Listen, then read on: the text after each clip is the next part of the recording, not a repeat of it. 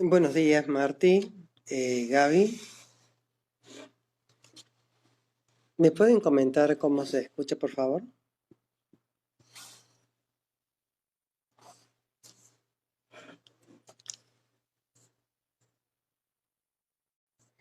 Claudio.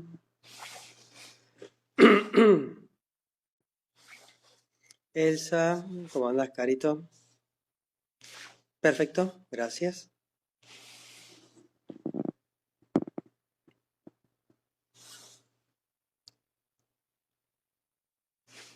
Algo así. Recuerdo que un maestro Zen nos contaba un día que hacía un calor, pero habíamos ido, estaba parando aquí en casa, ahora como 7 años, 8 de esto, y nos fuimos al centro, ahí casi Olmos, esquina Maipú. Había un centro de yoga, algo así, y él comentaba que a su vez su maestro le decía que cuando hace calor, uno es el calor. Cuando hace frío, uno es el frío, pero sin convertirse en el calor y sin convertirse en el frío. Muy interesante. Tiene que ver con lo que hablábamos los otros días de no discriminar entre lo grueso y lo fino, entre lo que me gusta, lo no me gusta o lo que me es indiferente. Esa es la práctica. Hola Pepe, ¿qué tal? Bien, les comento que hoy es el último día, hay cupo para el taller, así que no hay dificultad con ello. El taller de Mindful Eating vamos a comenzar este jueves, no, sino el jueves que viene. Estamos reuniendo un grupo mínimo de 10 personas para realizarlo, porque de ese modo se bajan los costos. Y es muy interesante, buenos días María Eugenia, y es muy interesante poder realizarlo entre varios, ¿verdad? Dice Marty, igual que con las emociones, claro, vos podés sentir ansiedad y no necesariamente convertirte en ella. Vos podés sentir temor y no convertirte en tu temor. Sabiendo que el temor, la ansiedad, la angustia también, forma parte de la vida cotidiana. Miren, allí está una colega, Agustina, ¿cómo estás? Presten atención a esto. Cuando voy a contestar una pregunta que me hicieron ayer a la tarde respecto a la práctica. Cuando uno comienza a practicar la atención primero en la respiración. Luego, mientras hace esto, también empieza a practicar al mismo tiempo, practica estar atento a las sensaciones corporales. Por ejemplo, me molesta un poco la espalda, no sé, estoy incómodo, me voy un poquito más atrás quizás y de ese modo voy a estar mejor. Pero no solamente practicamos atendiendo a la respiración, atendiendo a las sensaciones corporales, sino que empezamos a practicar observando los pensamientos y las emociones. ¿Y qué pasa cuando uno comienza a practicar la observación de las emociones o de los pensamientos? No te gusta nada. No te gusta nada observar esos pensamientos. Entonces es como cuando uno ve un paisaje y lo ve, ay, qué lindo, y no te gusta que aparezca una cabra. ¿Qué tiene que ver la cabra con el paisaje que a vos te guste o no te guste? O que haya estiércol de vaca o de caballo. Eso no es tu asunto. El paisaje no va a cambiar porque haya un poco de bosta de animal. Bien, ¿por qué debería cambiar nuestra práctica cuando observamos pensamientos que no nos gustan? O emociones que no queremos observar. O es más, no queremos observar el aburrimiento. ¿Por qué? Porque estamos acostumbrados a estar distraídos. Y no se preocupen, va a aparecer nuestro querido amigo, el síntoma, para recordarnos que si seguimos distraídos y seguimos enganchados al piloto automático, vamos a ir derechito al sufrimiento y, por supuesto, al síntoma. Entonces, el síntoma está allí para recordarnos que debemos volver a la práctica. ¿eh?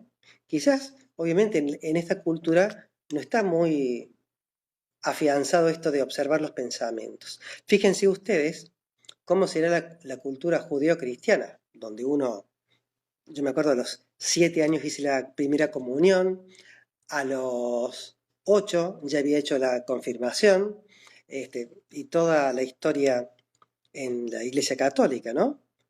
Porque era un poco el modelo que nos brindaban nuestros padres, pensando, bueno, que eso me iba a hacer bien, como a ellos aparentemente les sirvió.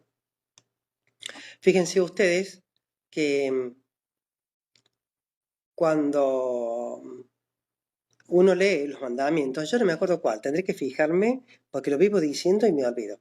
Hay uno de los mandamientos en la Iglesia Católica que dice, no tendrás pensamientos impuros o algo por el estilo.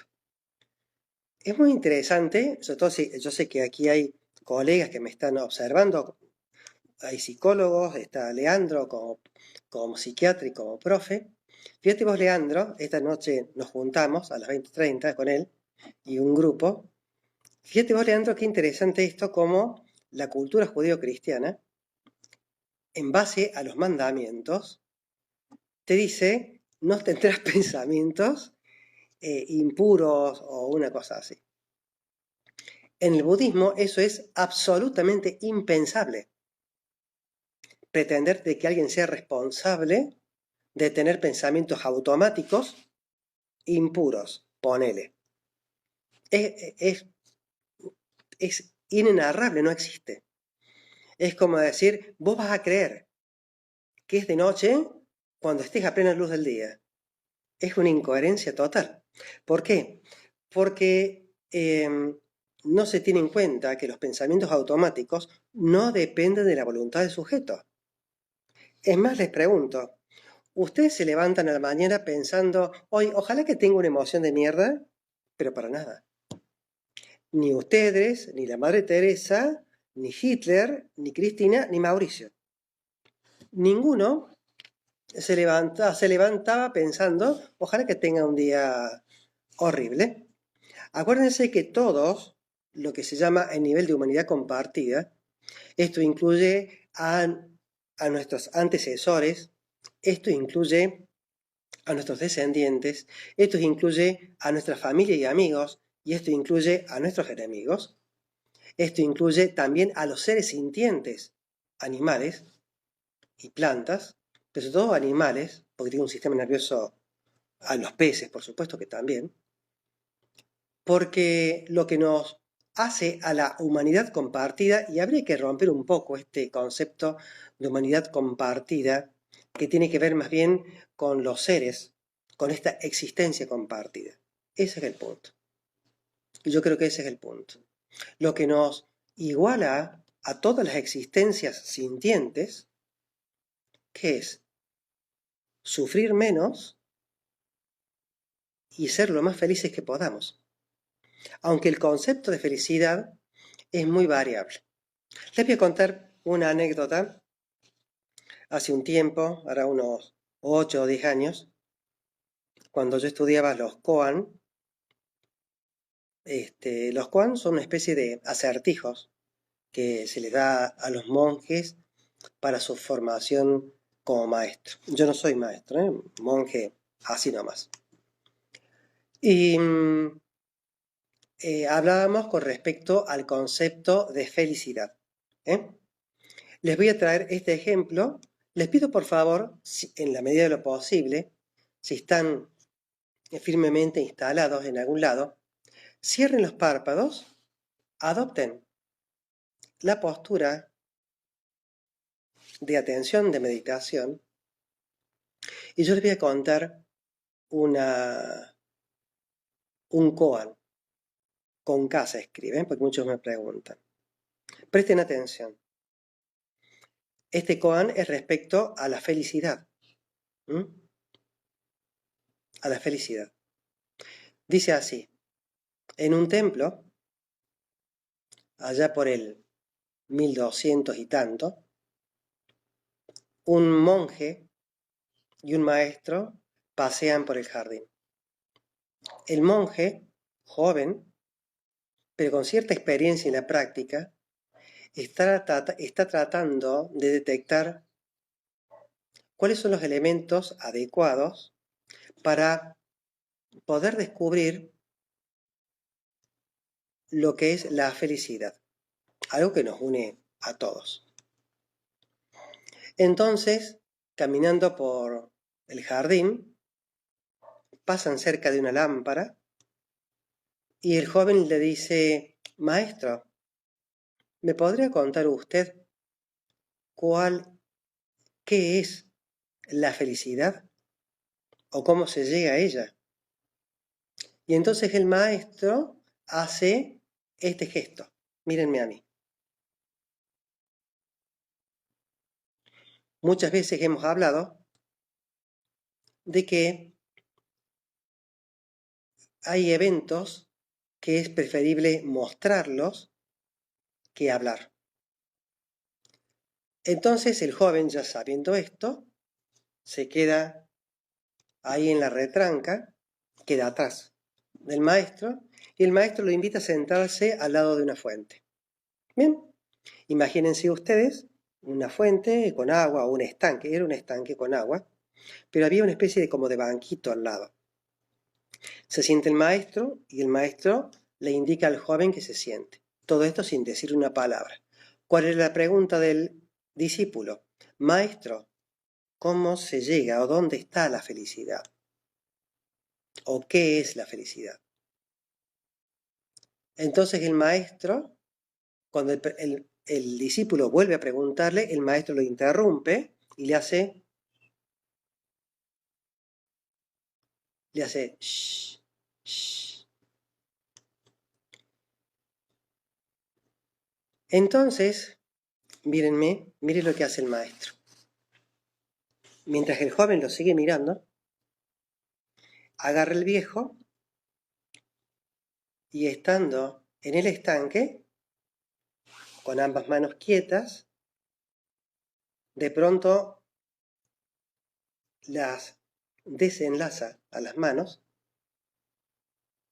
y el joven monje esperando a ver cuál era la señal, porque para cómo son maestros zen son medio como raros. Entonces agarra el maestro y sin dejar de observarlo al discípulo, mete la mano rápido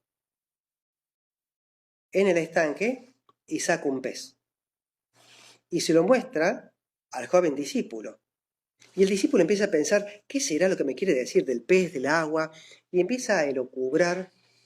Y de pronto, en los templos, son muy conocidos los perros y los gatos.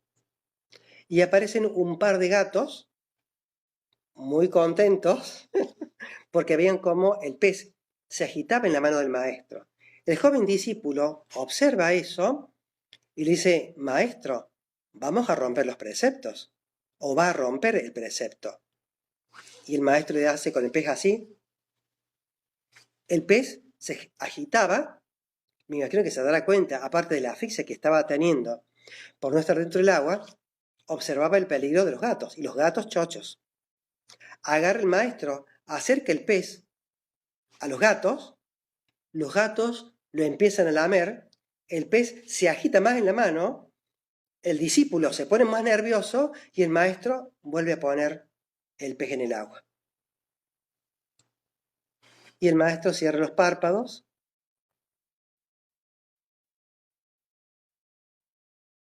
esperando a la respuesta del discípulo, porque según él ya le había mostrado que era la felicidad. El discípulo, atónito por supuesto, le dice, maestro, no entiendo. Y el maestro dice, ¿lo hago de vuelta? No, no, no, no, no lo haga, pero no lo entiendo. Entonces el maestro les pide lo que vamos a hacer ahora. Cierren los párpados, adopten una postura digna, suelten los pensamientos,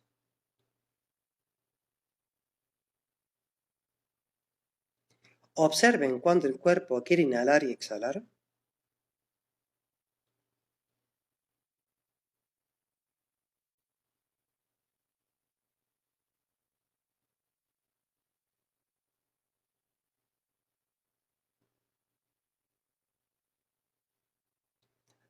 Avancen hacia ese silencio que se ve frente a ustedes llamado conciencia o vacío de pensamientos mentales.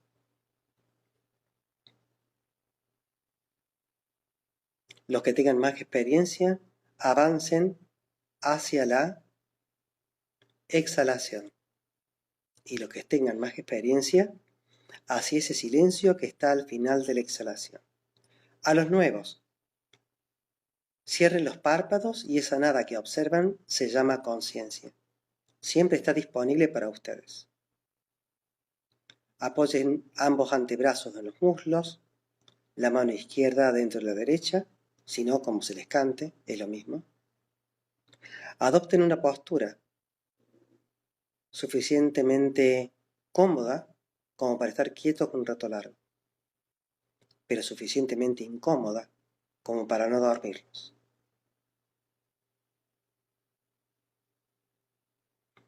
Si aparecen pensamientos o emociones mientras hacemos esto, los observamos y los soltamos. Julio, ¿pero qué significa soltar? Soltar significa volver a llevar el foco de la atención hacia la exhalación,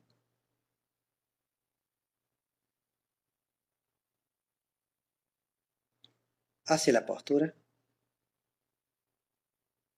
a no juzgar los pensamientos o emociones o sensaciones corporales. Nos quedamos así un minuto o dos.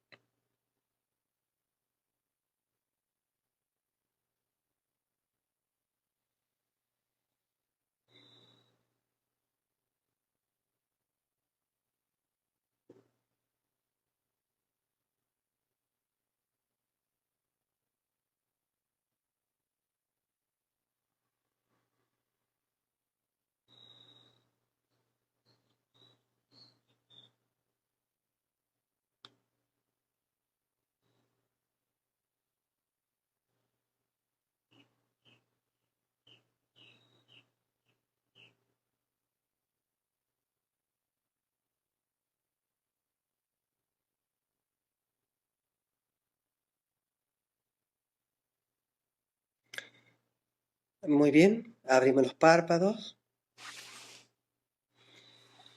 Estamos viendo qué es felicidad. Cuento el contexto para los que recién han llegado. En un jardín, en un templo, allá por el 1200 y tantos, un discípulo camina junto al maestro y el discípulo le pregunta al maestro, Maestro, ¿qué es la felicidad? ¿Qué es la felicidad? Entonces el maestro se acerca, se sientan al lado de un estanque y el maestro toma un pez. Mientras el pez se agita en su mano, se acercan unos gatos. Siempre está lleno de gatos y perros en los templos. Se acercan y los gatos empiezan a lamer el pescado. El pez. Pescado. El pez se agita, los gatos están por morderlo e inmediatamente el maestro pone nuevamente el pez en el agua. El discípulo le dice, maestro, no entiendo. Y el maestro dijo, shh, meditemos.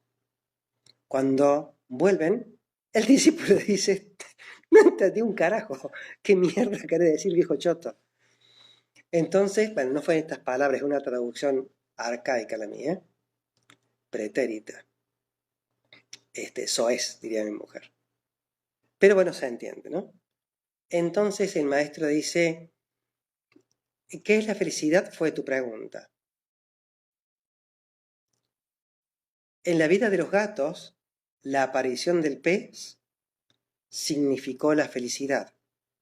En la vida del pez, la aparición de los gatos significó el comienzo del fin y su muerte como pez. Para el pez fue la infelicidad, para los gatos la felicidad.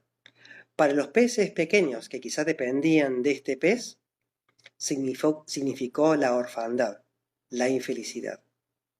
Para los gatitos, hijos de estos gatos, que iban a comer parte del pez, hubiese significado la felicidad. Al devolver al pez al agua, el pez volvió a ser feliz, los pececitos volvieron a ser felices, el gato quizás ese día pasó hambre y los gatitos fueron infelices. Como un mismo elemento, conforme sea la posición que se ubique, que tenga, como un mismo evento puede generar para unos la felicidad y para otros la infelicidad. Muy bien. Por otro lado, una practicante me había hecho llegar anoche, ayer a la tarde, un comentario sobre cómo le cuesta la práctica. Cómo le cuesta sentarse a meditar y que le es incómodo. Lo primero que uno tiene que saber es que la práctica no tiene por qué ser cómoda. ¿Por qué? Porque hay aspectos a los cuales no estamos acostumbrados a observar. Pero la práctica nos va a llevar a irnos desidentificando con esos elementos, con esas formaciones mentales como los pensamientos y las emociones, y a irles quitando importancia. ¿Para atender qué? Para atender lo que debe ser atendido. Acuérdense ustedes, como decíamos anoche, si no hay agua, la luna no puede morar. Un cordial saludo. Esta tarde a las 19 comenzamos el taller de compasión y autocompasión. Hay espacio todavía si desean reunirse con nosotros. El taller va a ser lunes, martes y miércoles de junio a las 19 horas. Los demás días, todos los lunes, todos los días a las 11 de la mañana y las 19, menos los lunes, martes y miércoles, continuamos con la práctica. Un cordial saludo a todos.